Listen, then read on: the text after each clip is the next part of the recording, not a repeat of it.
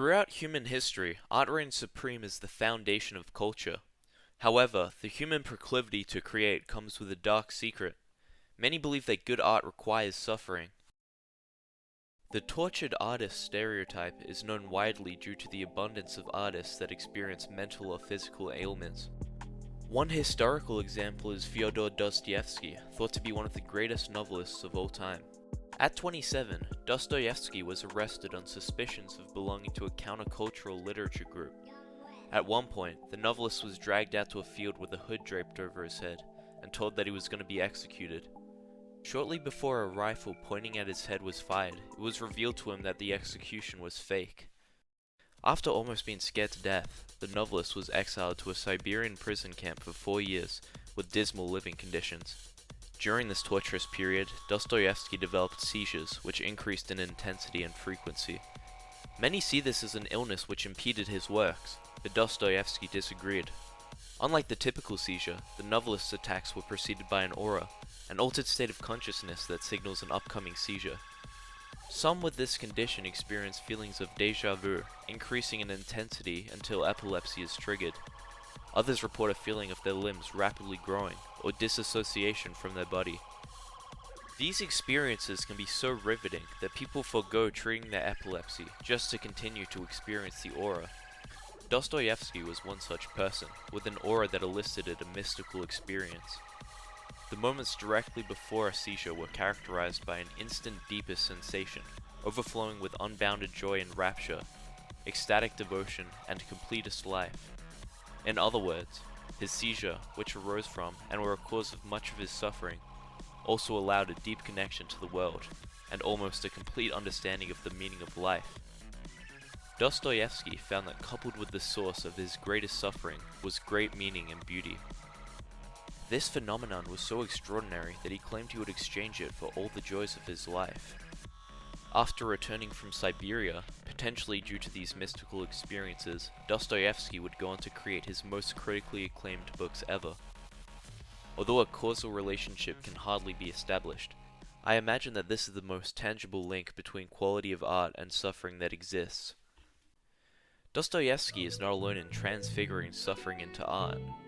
Tortured artists, or at least artwork derived from suffering, can be observed in the contemporary art scene. Among Rolling Stone's top 5 albums of the 2010s, 3 of them were directly inspired by emotional turmoil. Likewise, recent art developments that seem to be the most culturally seminal in the West include hip-hop and jazz, which originated in African American communities. Despite making up 13% of the population, the African American community are disproportionately successful in artistic domains. You can't help but wonder if the historic hardship experienced by these communities inspired the creativity. If you look at any group heralded for their great art, it seems like you can trace back the trials and tribulations which influenced it.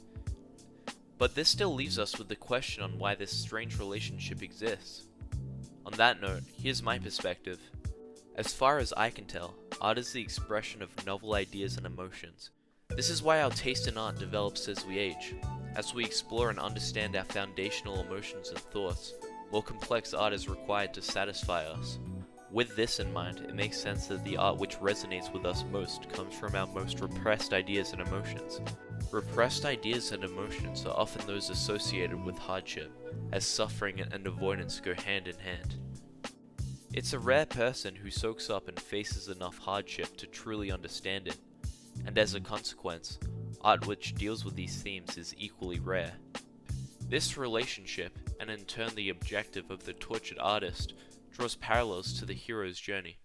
The hero's journey is a timeless narrative structure noted across all manner of different cultures, and one in which humanity seems to be innately captivated by. The basic gist is that a protagonist, the hero, ventures out into the unknown in search of something valuable. Following a series of trials and tribulations, the hero must atone with the abyss, that which the hero dreads or fears.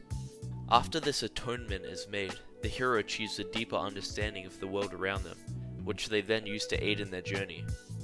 In a similar way, in order to voluntarily confront the abyss of suffering, artists must find a meaning that outweighs it. The hero's journey ends with the hero sharing their newfound wisdom, the same way that an artist would share their understanding of adversity through art. To Pimp a Butterfly, rapper Kendrick Lamar's magnum opus recounts his venture into the unknown and his subsequent transformation from a caterpillar into a butterfly, which gives him greater wisdom and understanding, allowing him to shed light on situations that the caterpillar never considered. This metaphorical transformation heavily resembles the hero's journey, and it must have resonated on a deep level, as the album is considered by many to be among the greatest albums of the decade. Perhaps the reason that artists are so revered is because of the resemblance that they bear to the hero. None of this is to say that artists should seek out inspiration in the form of hardship, nor is it to say that good art can only come from it. Suffering is both relative and certain to be found regardless of intention.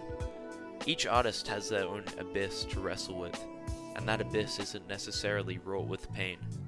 But as history has shown, where there is suffering, there is potential for something beautiful. And although this fact may have difficult implications, there's certainly some comfort in knowing that there is light in the darkness. Where one suffers grievously, they may find consolation in the surfeit of original ideas and creative fuel. Pain doesn't have to control us. For all its gnawing and aching, pain is nothing more than a reminder of the darker days. But for all their misery, those days are the days of our lives. To resign them to the deepest recesses of our minds is to forgo an opportunity for growth. We don't need to suffer aimlessly. Perhaps there's something to salvage from the wreck.